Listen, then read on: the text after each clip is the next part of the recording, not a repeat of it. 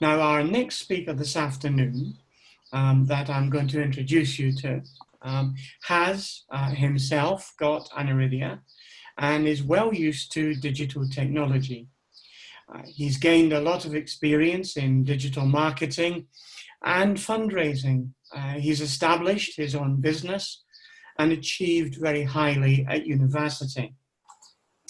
And he's a great storyteller, and I'm sure he's going to tell us one today. I'd like to introduce you to Charles Bloch. Hi everyone, nice to meet you all, and thank you so much for having me. Thank you for that fantastic introduction, Dave. It's quite funny to hear someone introduce you like that, and to hear sort of some lovely things being said about you. But really today I wanted to do, I'd say more of a story time and explain about some of the things that I've come up against and overcome during my life. So I suppose a bit more about me. I'm 26 years old. I live in Coventry in the United Kingdom. I'm currently employed as a customer relationship and data supervisor at the Belgrade Theatre in Coventry. I'm registered severely sight impaired / blind, and I have a 6-year-old, very excitable guide dog called Carlo.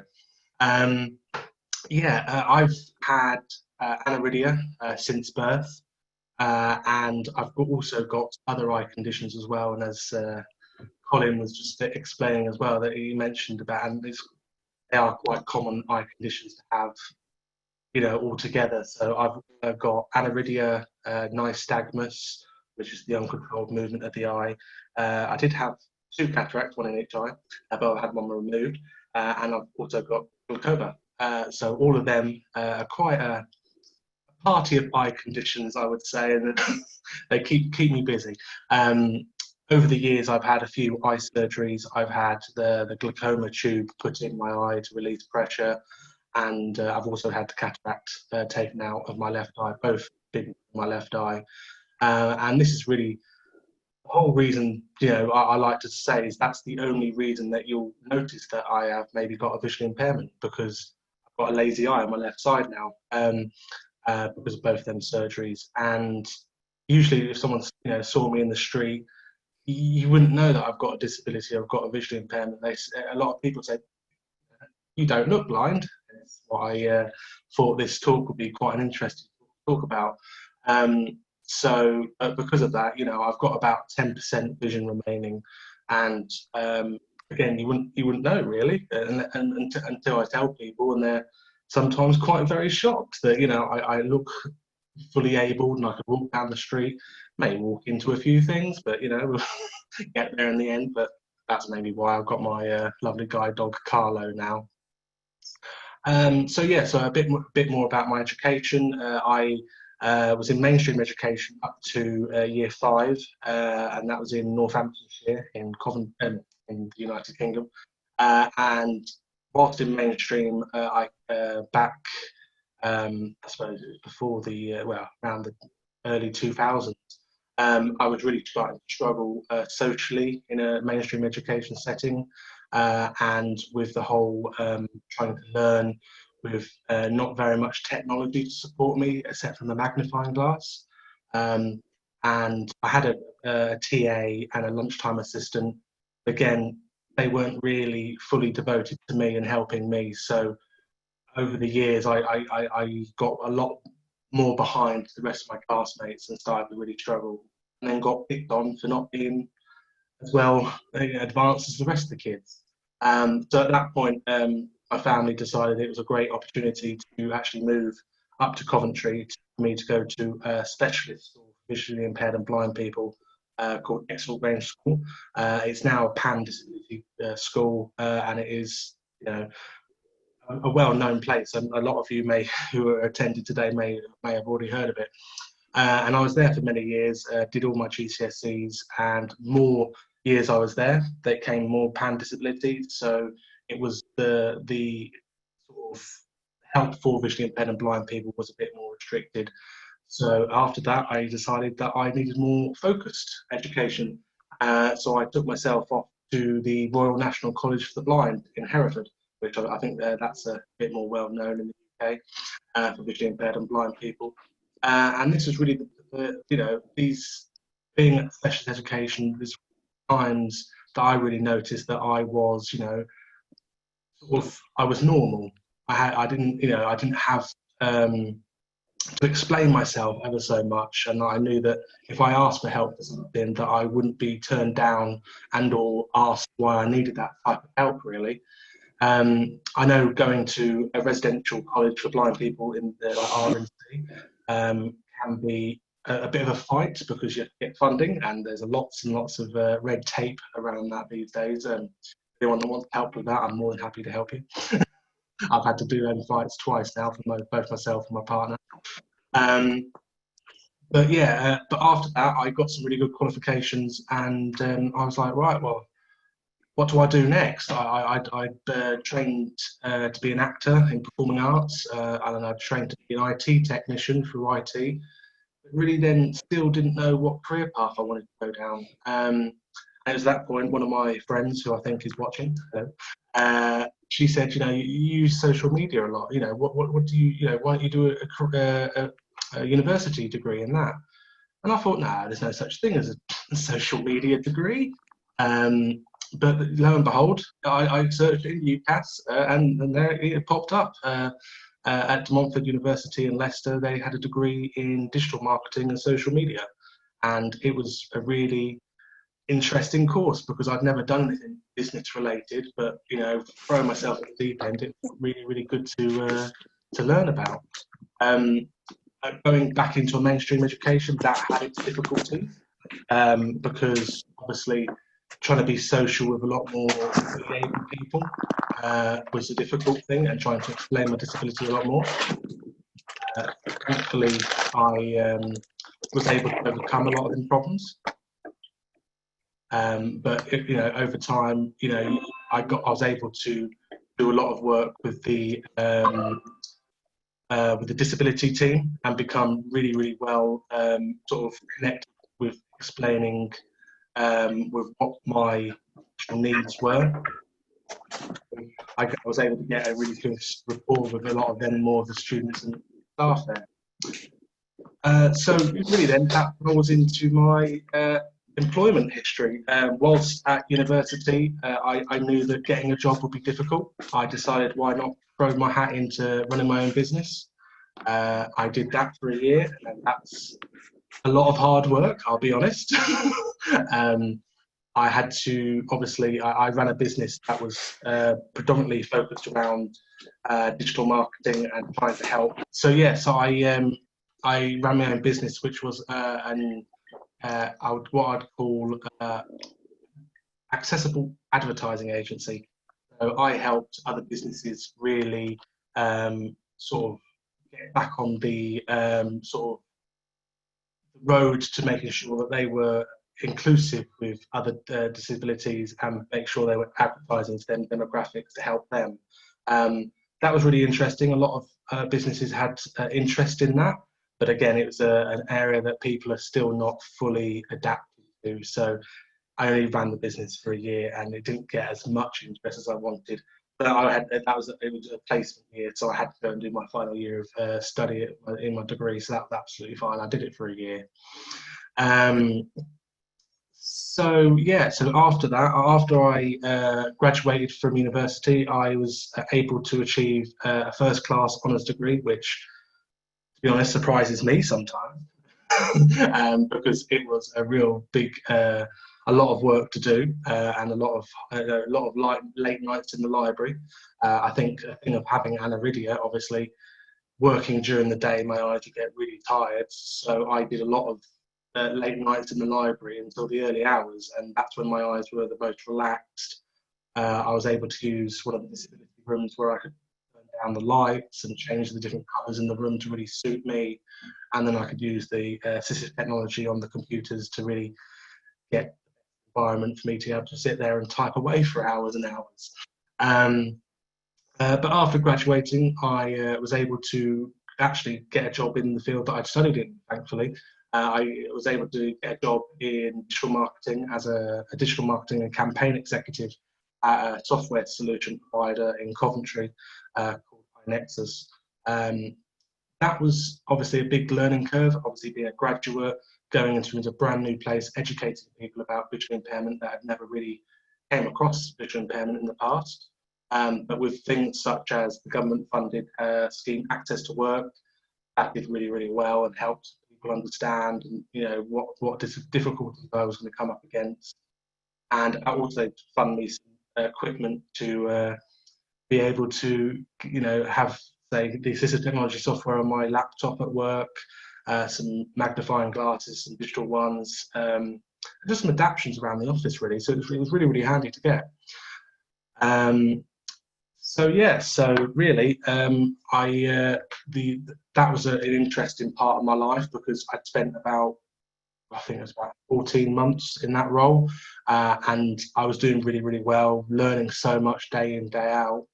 And then sadly, a story I talk about quite a lot, the first day back in January this year, just after Christmas, we all got pulled in and told that a lot of people are being made redundant. And it was quite a difficult, January and February for me for going through all that, because I was put at risk of redundancy. And funny enough, I actually, I'd say, sort of survived, but I actually did get partly made redundant. I went down to a couple of days a week, and obviously that wasn't exactly what I wanted in my career plan. And obviously, a few days' salary down, it hits the pay packet, doesn't it? So I knew that I needed to do something else to be able to keep me going. But at the same time, with the whole redundancy process, it was quite clear that the proportion of disabled people at the company were all made redundant or part redundant. I don't think that was intentional, but you could sort of see that there was that area that the confidence around disability wasn't there. So that's the thing that I always campaign about, that ask questions, be open and honest about it, and talk about your difficulties, and hopefully other people will listen and learn and educate themselves. But finally, thankfully, even though I was part redundant, I was actually able very quickly to get another job at the Belgrade Theatre in Coventry, and I joined there on the 16th of March this year, which obviously a brand new job, customer relationship and data supervisor. That's quite a big title and a lot of responsibility. And obviously, being 16th of March was the day that the government in the UK decided to close all theatres and public gatherings. So really, I haven't done very much of my job, mainly because I've been helping the box office with the sheer amount of refunds and complaints, rescheduling performances, trying to help the theatre survive almost. I think it's going to be one of the worst hit sectors in my opinion. So it's been, again, jumping at the deep end. It's one thing I've done all my life, but I've did it again. And it's one of these things that I've really, quite enjoyed. A couple of months there, I've been able to learn so much. So that's really the big story time as my life. I wanted to talk through today. But I know that a lot of people who maybe have registered, and I know a lot of people I've had conversations with in the past, have talked to me and said, I really need some advice about this. I've become visually impaired, or I've got a child who's visually impaired. What would your tips be for helping them accelerate and be the best that they can be? So I've written down a few little notes here that I think that will be really important for you and maybe would help you. I don't know how helpful they may be for people maybe in different countries, because I think there's a few people online today who are in different countries. But again, if there's anything you can try and do or research in your area, then it may apply to you as well. So the first thing I would say is find out what local support you've got from your local council or community. In Coventry, I know that part of the council, there's a sensory impairment team who actually help do like mobility and life skills with people. They were actually the people I went to actually get a letter saying that I was severely sight impaired / blind, and that's my sort of identity to prove to other people that I've got a disability. They gave me a yellow, very fluorescent card that I flash in people's faces and say, "No, sorry, this is I'm not explaining myself, but here's why." And I think that's really powerful because some people don't understand straight away. And then I would say supporting the local community. I'm very thankful that there's actual charities solely in Coventry, impaired and blind people, and you can go to them for advice or support in different ways. So just do a bit of a Google, do a bit of a search. You never know what you may find. Some of these places, obviously, they're charities as well, so they may not have the funds to promote themselves heavily. So if you do a bit of the research, you may find something, and it's a great place to get some information and support, really. The second thing I put down is don't be embarrassed to be different. I know a lot of people who, to be honest, I talk from experience here. I was embarrassed to have a cane. I was embarrassed to ask for help in the shop if I couldn't find something. It is something that you really got to get over. And I don't say get over yourself, but I say like over that hurdle of, you know, having the confidence to say, well, I am different and who cares, really? So, you know, I've got a guide dog now, and a lot of people would say, "Oh, I'm not getting a guide dog. That, you know, that's just people who are completely blind." And I'm not completely blind. I can still walk relatively okay without a dog or a cane. But my dog allows me to educate other people that, you know, I may have a vision impairment. I may need extra support, and you know, and at times my dog really does, you know, his training and do lots of hard work, especially, you know, with Aniridia being out in a sunny day like it is today, especially in Coventry. It would be really difficult for me to go out for a walk right now. So my guide dog would do all the hard work in a sunny day. So that's, you know, that's what he's there for.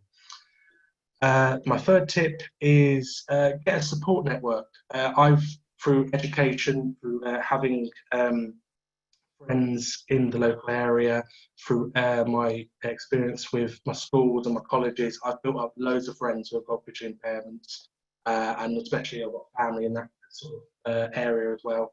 So I know people that I can go to if I want to have a rant, as it were, or want to ask questions or have some support or advice about a piece of technology that I haven't, you know, had a go with yet, and have they tried it and if it's any good. You know, some technology can be quite expensive, and you know, you don't want to be throwing that sort of money at something that's not going to work for you. So you want to get that sort of support. So find that support network. There's lots of Facebook groups I've found for people with visual impairments. I think it's really good to just be involved and, you know, communicate with people. I'm, you know, one of them people that don't mind talking about stuff like this. So connect with me if you want to. You know, that's not a problem. My fourth tip is, I think this is more for a parent with a visually impaired child, would be try and spot the signs of difficulty before they become a problem. I wouldn't say don't take away their independence and let them grow, but at the same time spot maybe difficulties ahead and try and swerve the barriers and help them as best they can. I know it's sometimes not easy to do, but at the same time, you know, if you can spot that they're having troubles, try and find different ways and different technologies to overcome them barriers. I know technology has really advanced in the last couple of years, so thankfully a lot of them things now are not so much of a problem. So try and, you know, do your best, but at the same time don't beat yourself up if you can't, you know. But if you can spot things, you know, it will really help that visually impaired or blind child, or, you know, an adult going through recent diagnosis of losing their sight. It really can help them feel more independent and confident with themselves. And my last tip is, yeah, let yourself have your own independence and develop. You know, before I wasn't very confident about going out on my own and doing things, but over time I got the confidence to go, well, you know, if I get lost, I've got my phone, you know, if I need help, I'll ask someone, you know. And it's one of these things where you've really got to just work at it until you get it. And it's not going to be easy. We'll get there. Maybe, you know, you hit a few barriers along the way, but I'd say just keep faith and you'll get there, really. So yeah, that's me. And I talk too much, so hopefully I haven't talked over my slot. But if there's any questions or advice, please feel free to ask them now. Or like I said, I'm on Facebook or LinkedIn. Feel free to search my name and feel free to connect with me, and I'll help you, or we can just have a chat. Not a problem at all. So we only have one question so far on the chat system, asking when did you have your first surgery and what kind of surgery was it? Well, I developed my glaucoma. Obviously, aniridia, nystagmus, and my cataracts were from birth. They were hereditary from my father, which, again, having a father with visual impairment was really helpful for me growing up. But I actually developed glaucoma when I was about 13 years old, and that wasn't necessarily hereditary. That was a bit of a shock to the system, really, having to then talk about potential surgery and eye treatments to help me get, to be able to cope with that. But I had, so I think it was about 7 years ago, I had my glaucoma tube implant. I'm terribly sorry, I don't know the medical terms for all these things. I am terrible with names. So feel free to do a bit of research, and maybe Colin, the ophthalmologist who's on today, may be able to answer that for you. But then a year later, I had the cataract surgery, which I was advised would be really, really helpful for me and improve my sight in my left eye. But I didn't realise, obviously, having aniridia and then taking out a cataract, that more light then would enter the eye and make it ever so more sensitive. So that was a bit of a setback for me personally, but it may not be for other people. So I would say just really talk it through with your doctor and see if that's something on the table, and weigh up the options for yourself. Right, the questions are rolling in now all of a sudden. Okay, did you have a dog at university for someone who's thinking about doing the same thing? And then how at all did you handle disclosing your vision impairment to employers at interview or elsewhere? Oh, very good questions. So I got my guide dog when I was in my second year of university. It was that point where, again, I had a support network of friends who had also got guide dogs. I was able to get loads of information from them, and I sort of showed an interest, really. From the day of making an application to actually getting my dog was very quick, mainly because Guide Dogs, the charity in the UK, was found a potential match. And when they find a match, they run with it, literally. From application to actually my dog moving in with me was 4 months. So was very quick. I know, the waiting list, the day I was accepted onto the waiting list was the day that I met my guide dog, Carlo. Having him at university was also a really good thing, because then students understood a lot more that, I'm the one with the guide dog, so I must have a vision impairment, instead of me knocking into things and then going, oh, sorry, I'm blind, So yeah, there is perks. There's slight drawbacks. Mine, he's a bit naughty, rogue, as I would say, but it's one of these things that you've got to make that partnership, and then it's quite good in the end. Disclosing disability interview, that's a big, I could talk about this for days. That's a difficult one. I had to play around with it. Sometimes I'd be up front and put it on the application form. Sometimes I turned up at the interview and hadn't told them. It's up to you and your personal preference and how much you want to talk about it. Up until the stage of interview, and even when they're considering you for the role, legally in the UK, under the Equalities Act, people are not allowed to even consider your disability. They should be putting your abilities in qualifications and experience against the role rather than anything else. So I'm, again, as it is for this conference, I don't mind talking about my disability. So I think for both my roles, I hadn't disclosed it, and then obviously turned up with a guide dog at the interview, and both interviews, when I was first applying for jobs, but after a university, I went to 15 job interviews. The 15th was the one that I actually got a job. That's a lot of interviews. I've got some horror stories from some of them. But the 15th one, the person, didn't care, was very understanding, and the same with my role now. None of them cared. So I would say just hold out, and once you find an employer that's confident to take you on, you'll know that you're going to be okay. What was your sight like when you were younger? Could you read books? Have you ever worn glasses? And how do you find sort of living with other blind people at RNC? And finally, you sound very happy. Have you ever felt sad having Aniridia? My sight was a bit better when I was younger, before my glaucoma miraculously appeared. I think with the eye surgeries that I had, I was sad I did lose some sight, which at the same time, as a younger lad, I was reluctant with taking my glaucoma medication, which again, I thought that I think it's a young person thing with thinking you're, not going to be affected by these things.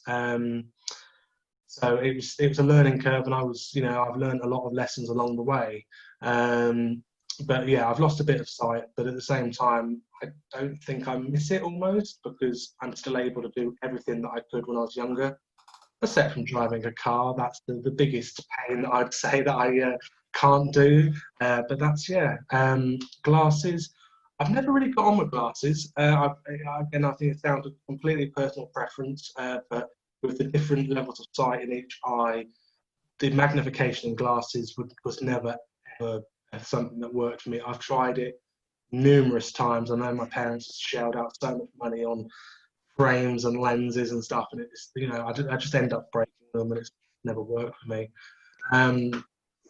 RNC, yeah, it was great having friends at RNC, and I've got some really good friends still from then, and learning to be part of a society of visually impaired and blind people.